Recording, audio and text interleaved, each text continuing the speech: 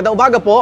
Magandang umaga po sa inyo. Report po na dumating sa amin ay nahuli na si Alice Guo. Nahuli na raw ng Indonesian police kaninang madaling araw. So,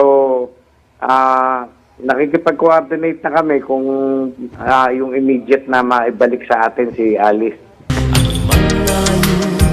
Ang narating Singapore, Australia, Europe o Amerika, babalik at babalik ka.